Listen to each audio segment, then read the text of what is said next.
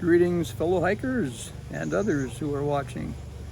This is Patriarch, and I have 3 additional videos that I would like to post on my YouTube channel, Brent on the Trail is the name of the channel, regarding some reflections that I've made since I completed my hike last November.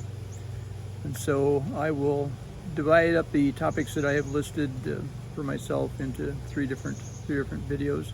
Don't want these to be too long, but I did want to share some of the thoughts that I've had since my return.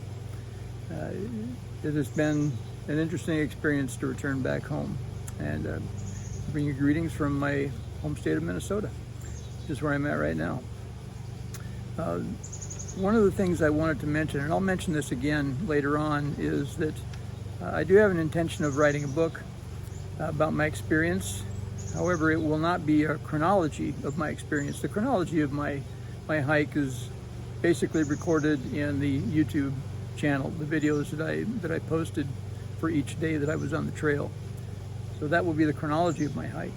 The book that I intend to write, and I've already started, will be a collection of stories from the trail, experiences that I've had, positive, negative, just interesting kinds of things, covering a number of different topics. I have a litany of topics that I've already listed and brainstormed that I would like to share stories about regarding my experience. Included in that book will also be a glossary of hiker terms, and the glossary itself is very extensive. I couldn't believe how long that glossary itself became. I've probably got some words I'll add to it yet by the time I get finished, but it's been fun to recall the experiences that I had as I have begun that journey of writing the book. And so I will post these 3 videos, sometime in the next few weeks. I'm not sure how long it'll take me to do that. There are, of course, other life events that happen now that when you're off the trail, other aspects of life take over. So that's the intent for the videos. So we'll take a pause, and then we'll get back and talk about the first few topics that I want to cover in these post-hike reflections. One of the questions that I am often asked about hiking the trail is, why did you do this in the first place? What prompted you? What motivated you to decide to hike the Appalachian Trail in its entirety? And to begin to answer that question, I'll go back to 23 years ago, 24 years ago almost now. And this is also in the kind of the preface to the book that I'll publish.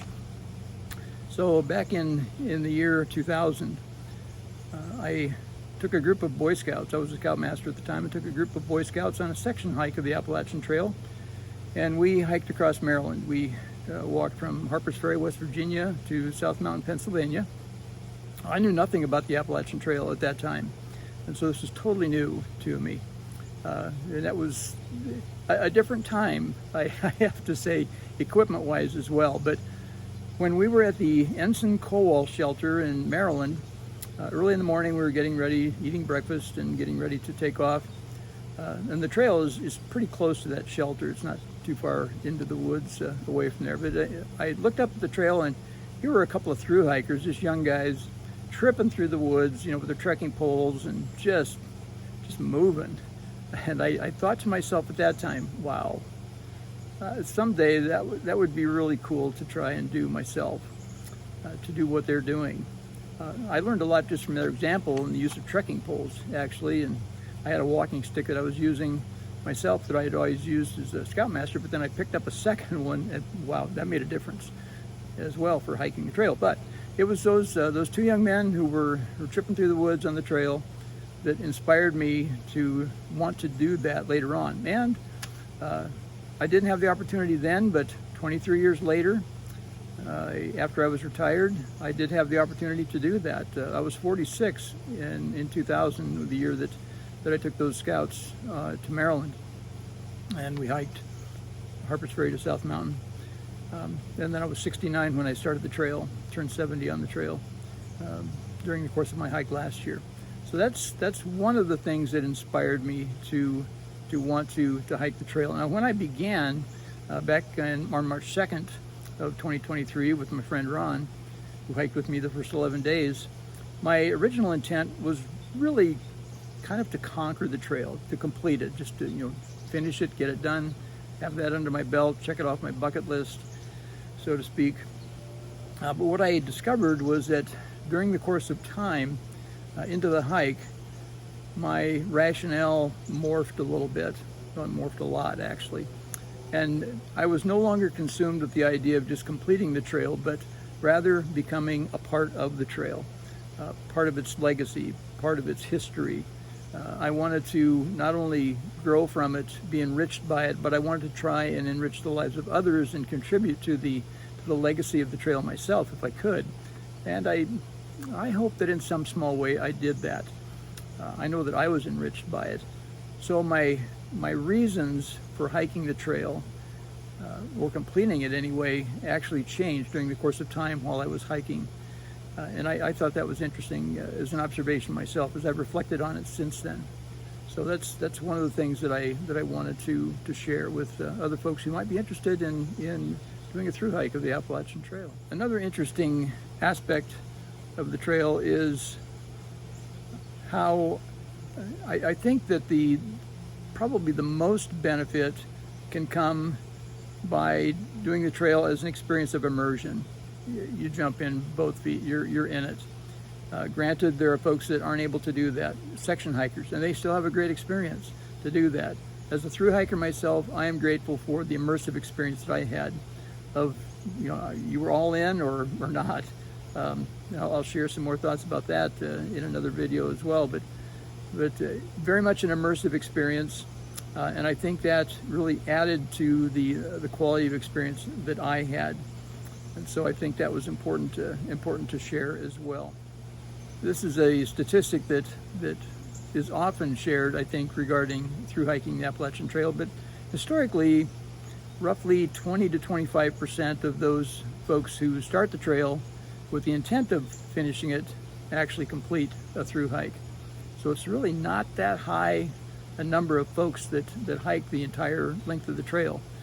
For me last year, the trail was 2,198.4 miles, roughly 2,200 miles. I think it's a mile shorter this year, and that basically depends on reroutes and trail conditions and fires or water flooding, whatever it might be. There are conditions that will alter the length of the trail from year to year, and so that also factors in. But for those who do hike the trail, the 2,200 miles is kind of the minimum amount, because if you add in all of the other walks into town, back from town, to get water, to a campsite, out for trail magic, whatever it might be, the number of actual miles walked is far greater than just the number of trail miles that are listed by the Appalachian Trail Conservancy for the number of miles in the length of the trail for that particular year. So there's it could be 100, 200 miles, I don't know. I didn't keep track of those kinds of things, but I know that there's a lot of walking in addition to just hiking on the White Blaze or some of the Blue Blaze trails that may be taken as well. But it is a factor in completing the trail that one needs to consider as well. I'm grateful that I was able to complete the trail in its entirety, albeit in some sections, and I'll talk about how I had to kind of split it up a little bit just because of reasons that I needed to come off the trail and then get back on again afterwards. So it wasn't a solid period of time that I was on the trail. It was, and I'll mention that in just a little bit. But anyway, it's way more than the 2,200 miles that a through hiker or any hiker that completes it will actually cover in the distance. So the sun is beginning to set here in Minnesota, so I'll try and get this done before I lose the light. I've still got a lot of time left, but anyway, you can see the shadows changing on my face as I share these thoughts. Another reflection that I wanted to share is how I discovered really the difference between hiking that part of the country as opposed to seeing it in other ways. People have sometimes said, I don't even like to walk, or I don't even like to drive 100 miles, let alone walk 100 miles. I'm an ultramarathoner, so I would talk about doing 100-mile ultramarathons as well. And I would get those kinds of comments. But it occurred to me as I was driving across central Arizona for a family event here just a few months ago. We were in kind of the high pine country of Arizona, headed down toward the Phoenix area. And it was beautiful country, but we were driving and I was noticing that there was just something different about the experience as opposed to hiking. And it occurred to me that difference was the intimacy of connection that a hiker has with the land. Every step you take, you are contacting the earth. You are touching the earth. When you're driving, you're on wheels, you're not really making that same kind of contact. That intimacy of connection, I think, made all the difference for me in helping to keep me motivated to continue hiking. A lot of the scenery that you see is the same. We're close to the same. You're hiking over rocks, you're on dirt, you're on grass, you're up and down mountains, you're through streams. But it's different because you are intimately connected with the earth when you're doing that as a hiker. And I think it was a great revelation to me, but also something that I now cherish as an important part of my experience. And I understand why it felt so good for me, not only to do the through hike, but also to complete the through hike. Kind of as an afterthought to that, another advantage of the hike, in addition to the intimacy, is the fact that you see country that no one else will when they're driving. Parts of the trail are road walk, granted, and those who are driving will see that, but most of the trail is remote. It's removed from the road. The only way that you can see it is on foot. And what a wonderful, unique experience that makes it for anyone who is hiking, whether it's a short hike or whether it's the complete trail. When you're on a trail, it's just different. I think there's a John Muir quote that says, of all the trails that you choose in life, make sure some of them are dirt. Something like that anyway, that John Muir had quoted. And I agree wholeheartedly with that. You need to get in contact with the earth and get in touch with that part of nature. Another question that I was often asked was, what has been the best part of the trail? What's your favorite part of the trail so far? And I soon had my standard response. Hands down, the best part of the trail, the people. No question about it. The people made the trail. They were the best part of the trail. Every state on the trail has its unique attraction, its unique challenges, but the people, the entire trail community is just magnificent. The folks, other hikers, obviously, whether they be through hikers, day hikers, section hikers, you name it, lashers, flashers, all of those people contribute to the trail. But the folks who provide trail magic, the trail angels, the owners and operators and managers and staff of the hostels and the hotels and motels along the way that you have a chance to stay at and get off the trail for a little bit, medical personnel who help folks out. The whole trail community is just magnificent. Churches who would provide support for hikers along the way. It was by far, the people were the best part of the entire trail. They made the trail. Probably my most cherished memories are not of views and vistas, but of the relationships and the people that I met and became close to during my hike. One of the other things that I gained through my experience as a through hiker were the lasting friendships with folks with whom I hiked part of the time, whether they be total strangers or also friends and family that hiked with me in different parts of the trail. There weren't that many that did that, but the friendships with the other hikers with whom I hiked and ran into along the trail have provided me with cherished, lasting memories that make me laugh, make me cry, make me tear up now and then, warm my heart. And these are folks that I will never forget.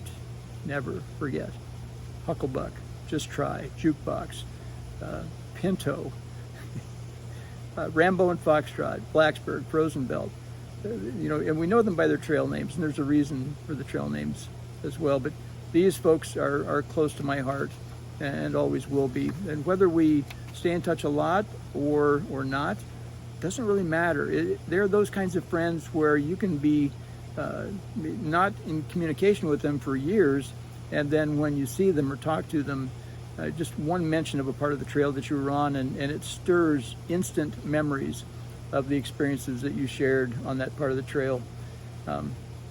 My memories with these people are precious because of the common struggles and the experiences that we had. When I was in Georgia early on in the hike, there was a sociology study that was being done by some grad student at a university somewhere, and there was a paper posted on the wall of one of the shelters, and there were 3 of us that had stopped there for lunch. I can't remember the name of the shelter at the moment, but we stopped and we were talking about the survey, and the hypothesis that was being posited there was, why is it that through hikers on the AT are so nice to each other? And there was a QR code that you could scan and fill out the survey if you wanted to do that. We didn't do that. We just talked about it while we were there having lunch on the deck of the shelter. And one of the thoughts that I had was, as a reason, was because of the shared experiences that through hikers have. When you mention a place on the trail, like Albert Mountain, if you're not a through hiker, or been on the trail, Albert Mountain means absolutely nothing to you. To a through hiker, they know exactly what Albert Mountain is. That's the 100-mile mark. Really the top of the first major ascent, or as my friend Ron called it, the first major assault that we were faced with on the trail. And those kinds of experiences, I think, are what build that bond between through hikers. And that's why they're so nice to each other, because of these shared experiences. Another question that I received fairly often was, are you hiking solo or are you hiking with other people? And my answer was yes, because both were true. I hiked the trail as a through hiker as a solo experience, but seldom were you alone. Whether it was with friends or family or whoever it might be. When I first started the hike, my friend Ron came with me for the first 11 days, hiked with me from Springer Mountain or from the Amicalola Falls State Park. We did the approach trail, and then from Springer on to Franklin, North Carolina. And he hiked with me that time, and then he also hiked with me during my summit of Katahdin later on in late August and the 1st of September. He summited Katahdin with me on September 1st, which was not the end of my hike, by the way. I had a son-in-law that joined me in Virginia for 2 weeks. I had some friends from my hometown here in Minnesota that joined me for even 2 days in the Shenandoah National Park. What a wonderful experience that was. And then one of my sons joined me for 5 days in Pennsylvania. And so he was back from the Army for a little bit from his post, and chose to come and hike with me for a few days. And then my friend Ron again at the end. And so, but you were on the trail, never alone, really. You might be hiking alone, but at the end of the day, there was always a collection of people at the campsite or the shelter or wherever you might end up. Seldom were you alone. When they said, are you hiking solo? Yes, me and 3,000 other people. Although not all at the same place at the same time. They didn't all start at the same time of year as well either. Toward the end of my hike, however, there were many a night that I was alone at a campsite or a shelter. And I was okay with that. I'm an introvert by nature, so it doesn't bother me to be alone. I like being alone with my thoughts when I'm hiking or even at night. And that's fine. But I'm also a very social person, and so it's easy for me to strike up conversations with anybody, total strangers, which is very helpful on the trail, especially when you have a need to ask for help. And there were often times when I needed to ask for help. I'll share more of those, I guess, in the book too. But anyway, so solo versus with others, yes. The answer was yes. I do have to say, though, hiking alone is nice because I love being alone with my thoughts, but it was nice once in a while to have some company and some conversation on the trail as well. The conversations are a little bit different because of the hiking itself, the strenuous nature of the hike, but it's still nice to have some folks to talk to. You stop to take a break, and you have somebody to chat with. Those are nice. And so if you're contemplating whether a solo hike is going to be too lonely, unless you start super early in the year, like January 1st or middle of January, you're going to have other people on the trail with you, so you will not be alone, even if you're solo hiking. One other thought regarding the solo versus others as well. There are disadvantages and advantages to both. So if you are afraid of being out there alone, by all means, hike with someone else. Have a trail companion. Sometimes the disadvantage is that you may not hike at the same speed, and so you might get separated. The advice for hikers out there is hike your own hike. Don't make your speed dependent upon someone else's travel goals for the day. And so that often becomes a factor as well as to whether you're going to hike alone or solo. The other thing I wanted to mention was that when I was hiking, and this is probably because of my introvert nature, I did not listen to any music or podcasts or anything like that while I was hiking at all. I just listened to the sounds of nature, and that was sufficient. And I think my awareness increased considerably. And one of the things that I was surprised at was how enthralled I was with the wildflowers. Oh my gosh, wildflowers everywhere. If you look at my videos, you'll see that I was taking pictures of flowers a lot. And so it was just awesome. It was just beautiful to do that. But yeah, I tried to avoid most of the outside normal life kinds of distractions that we get used to, and try to reconnect with nature. And that was, for me, a real benefit and a real joy. I wanted to talk just a little bit about interruptions to my hike. My hike didn't go as ideally as I had originally envisioned. I was thinking I would be able to go just straight south to north, Springer to Katahdin, and be done. However, that didn't happen. There were some interruptions that happened along the way. The first was after the first 11 days. I got a call from my doctor. We'd gotten to Franklin, North Carolina, staying at Chica and Sunsets. Wow, what a great couple they are. Fantastic hostel, Chica and Sunsets. Highly recommend. Anyway, we got to Franklin. Ron and I did, and I got a call from my doctor. I had to return back home for a medical procedure, and so I was off trail for 9 days that time. Returned to North Carolina, continued the hike, got into Virginia, and about the third weekend of May, then I needed to get off trail again to attend the high school graduation of one of my grandsons back in Missouri. So I was off trail for 5 days there. When I returned, I brought my son-in-law back with me, his father, and he's the one that hiked with me. Dean hiked with me then for 2 weeks in Virginia to the southern border of Shenandoah National Park into Waynesboro. And so that was a little bit of an interruption there. And then as I continued on the trail, it became pretty obvious that I wasn't going to make the whole thing before when I needed to be back home for a couple of events in September that had been planned ahead of time. And so I was trying to figure out where to make the jump. I got 3 different pieces of advice, 2 when I was in Harper's Ferry, and then 1 when I was in Pennsylvania a little bit later at a Trail Magic site. So the 3 options that I was given were first to jump right into the border of New Hampshire, and then just hike straight through the presidentials and get those out of the way and get to Katahdin. The second piece of advice was to hike to Connecticut, or jump to Connecticut and get used to some of the mountains and some of the terrain as you got closer to the White Mountains.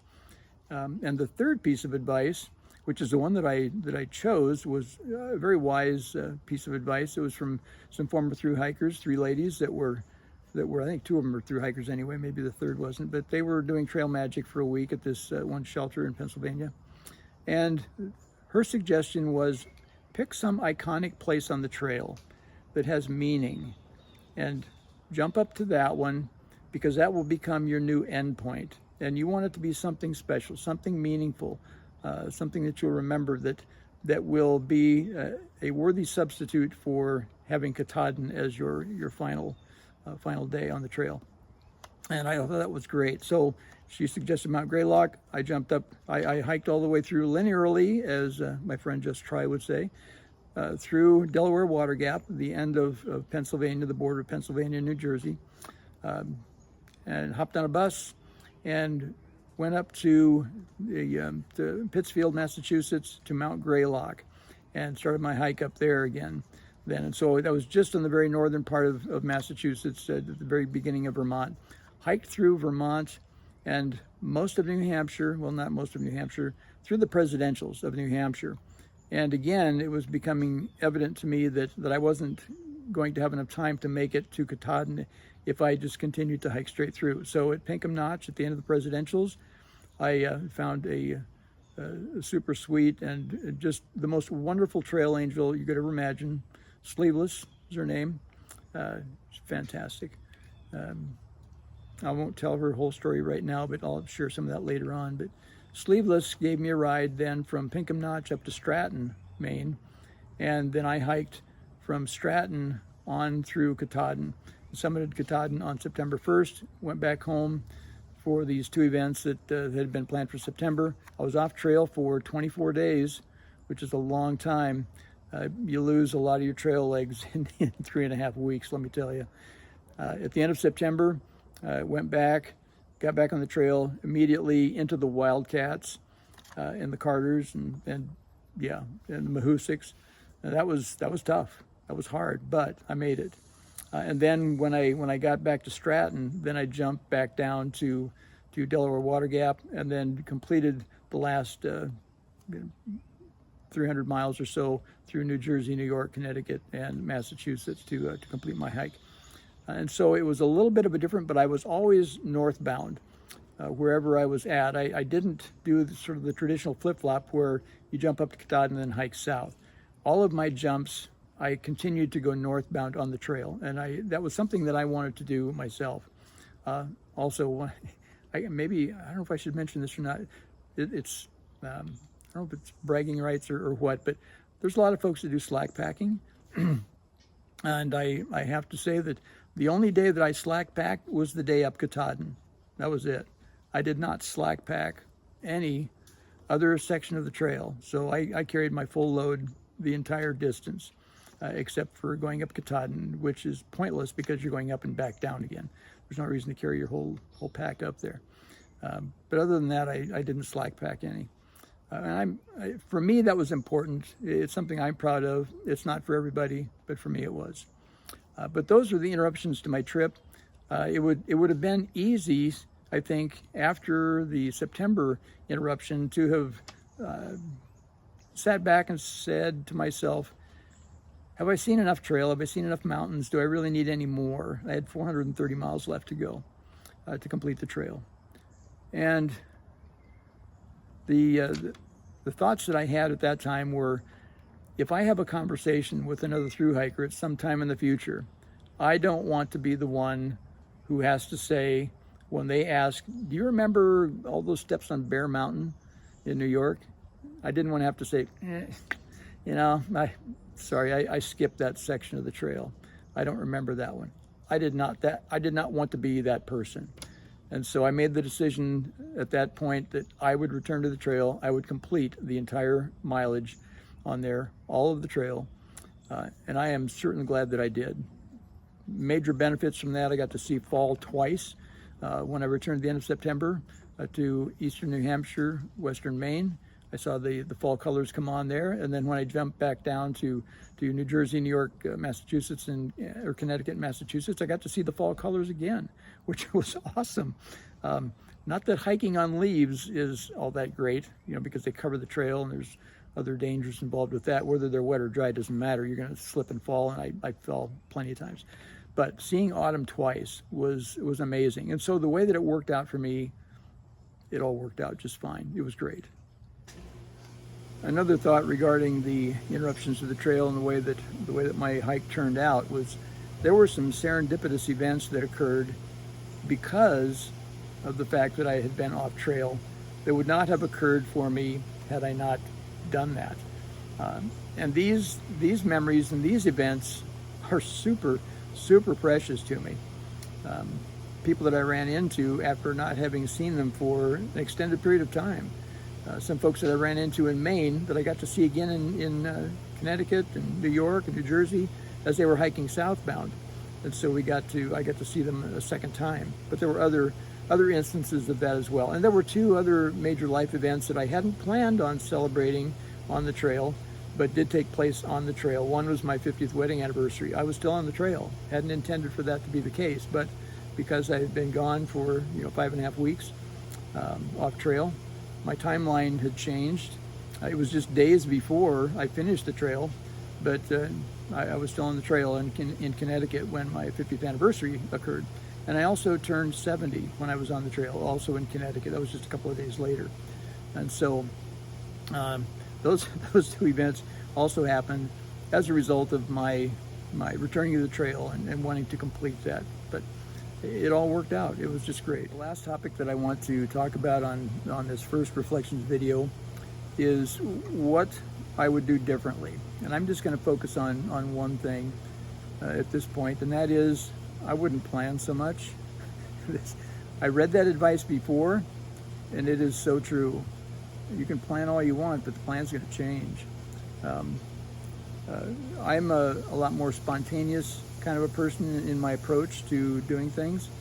My wife, however, wanted some sort of a plan, and so to accommodate her needs and her desires, and to kind of give her perhaps an idea of where I might be at a particular date, I created a plan for the entire hike. After 3 days, that plan was shot. It was already out the window. So there was a lot of wasted effort on there. I'm reminded of the quote by Farrell, another hiker that I follow on YouTube, and he had made the statement. He's a retired Navy guy. He had said, "Planning is everything. The plan is nothing." So the exercise of going through the planning was good for me in that I was familiar with names and places and maybe some hotels or hostels that I should contact, and I had their numbers written down in my plan and all that sort of a thing. And so they're available in Far Out app as well, and in the ATC guide. But I had gone through the hoops of planning that, so I was familiar when those names popped up. I knew where they were, what they were about. However, Stephen Covey, the famous business author from a couple of decades ago or more, said, "The map is not the territory." It was so true. You can look at a map, elevation profiles, all that sort of a thing. That gives you a rough idea, but boy, it does not tell you what the trail conditions are going to be like. And so the map is not the territory, folks. It is not. You have a difficult time trying to estimate how long it's going to take you from point A to point B without knowing what the trail conditions are going to be. You can get some sort of an estimate, yeah, but it's not worth trying to plan far ahead. Resupply to resupply is about as good as you're going to get. Maybe 2, 3, 4 days possibly. And as you get your trail legs, you'll know more about how much your body can take. I moved a lot slower. I'm an older guy anyway, and so my mileage was not as much. And on really hard days, I took a lot of OMBs, old man breaks. But I enjoyed the experience that I had. I enjoyed the scenery. I enjoyed the things that were happening to me. And what I learned to think instead, well, I would sometimes be asked, how far behind schedule are you? Not a great question to ask a through hiker. It's mentally disappointing and mentally distracting, discouraging even to think, oh, man, I'm behind schedule. What I learned to think instead was, I'm right on schedule. Based on the experiences that I was having, the views that I was seeing, the people that I met, all of those things put together told me I was right on track. And I didn't need to worry about keeping up to a schedule that I had thought would fit me before I knew what I was talking about. I was totally ignorant of that, and just, I didn't know what I was thinking, or didn't know what I was doing when I planned that far ahead. don't bother. It's going to change. I know there's some folks, international hikers, who have a 6-month visa and they need to finish in that amount of time, and that's totally doable. For me, it took 7.5 months. It took me 213 days to hike the trail. But again, age plays into it. I would often share with people what I discovered was that as I have aged, my agility has diminished, my caution has increased, my cadence has slowed, and my stride has shortened. And all of those things factored together make me a slower hiker, but not one that has any less of an enjoyable experience on the hike itself. So I think that's going to wrap it up for this reflections video, and we'll be back again soon with another one, and then one more after that, hopefully. All right, this is Patriarch pushing on.